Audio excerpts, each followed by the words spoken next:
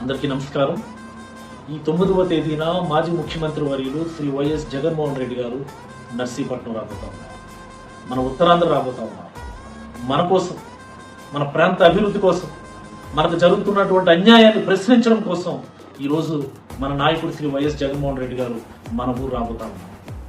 రండి, కదలి రండి, ఆయనతో అడుగులు అడుగు వేద్దాం. మన ప్రాంతానికి జరుగుతున్నటువంటి అన్యాయాన్ని గొంతెత్తి చాటుదామని ఈ సందర్భంగా ఉత్తరాంధ్రలో ఉన్నటువంటి ప్రజలందరినీ మనస్ఫూర్తిగా కోరుతా ఉన్నారు.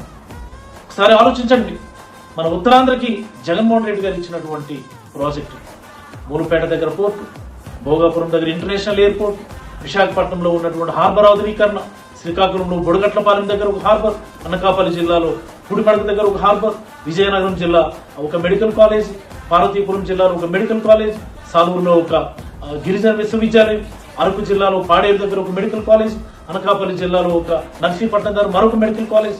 ఇలా చెప్పుకుంటూ పోతే ఈ ప్రాంతాన్ని ఇతర జిల్లాలతో పోటీగా నిలపాలి. ఇతర జిల్లాలు మన ప్రాంతంతో అభివృద్ధిలో పోటీ పడాలన్నటువంటి లక్ష్యం. ఇలా చెప్పుకుంటే ఒకటిగా ఆ రోజు స్టీల్ ప్లాంట్ ప్రైవేటీకరణ సైతం జగన్మోహన్ రెడ్డి గారు చాలా చిత్తశుద్ధితో, ఒక కమిట్మెంట్తో ప్రైవేటీకరణని కోడ్లో పెట్టించినటువంటి సందర్భం మనం చూసాం. మరి ఈరోజు చూస్తే ఎక్కడ ఉన్నటువంటి భూముల్ని ప్రభుత్వం తన సొంత మనుషులకు ఉచితంగా దారాదత్తం చేయడం చూస్తాం. పోర్టుల్ని ప్రైవేటీకరణ చేయడం చూస్తాం, రోడ్డుల్ని ప్రైవేటీకరణ చేయడం చూస్తాం, ఇరిగేషన్ ప్రాజెక్టులను ప్రైవేటీకరణ చేయడం చూస్తాం.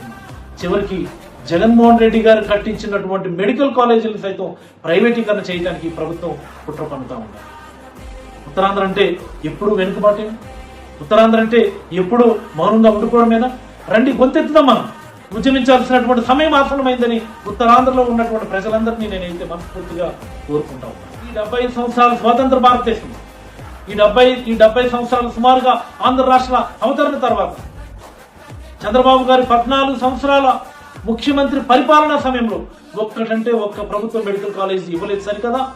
జగన్మోహన్ రెడ్డి గారు ఇచ్చినటువంటి ప్రభుత్వ మెడికల్ కాలేజీలు సైతం ప్రైవేట్ వ్యక్తులకు అమ్ముకోవడం అన్నటువంటిది అత్యంత దారుణమైనటువంటి ఘటన.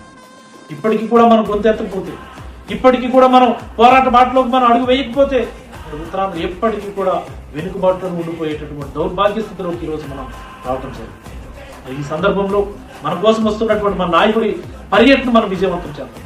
మన కోసం వస్తున్నటువంటి మన నాయకుడి పోరాటానికి మనందరూ కూడా సంఘీభావం తెలియచేద్దాం. రండి, కథలు రండి. యువకులారా, ఇది గొప్ప సందర్భం. మేధావులారా, ఇది గొప్ప సందర్భం. జగన్మోహన్ రెడ్డి గారి పోరాటంలో మీరందరూ కూడా అడుగులు అడుగు వేసి సంఘీభావం తెలియజేయమని చెప్పి మనస్ఫూర్తిగా మిమ్మల్ని అందరినీ కోరుతాను. వైఎస్ఆర్ కాంగ్రెస్ పార్టీ కార్యకర్తలకు, నాయకులకు 9వ తేదీ జరగబోయేటటువంటి జగన్మోహన్ రెడ్డి గారి పర్యటనలో అడుగులు అడుగు వేసి భాగస్వామ్యమై ప్రజలందరినీ కూడా ఈ కార్యక్రమంలో భాగస్వామ్యం చేసే విధంగా ప్రతి ఒక్కరు కూడా అడుగు వేయాలని, విజయవంతం చేయాలని మనస్ఫూర్తిగా కోరుతూ, చలో నర్సీపట్నం.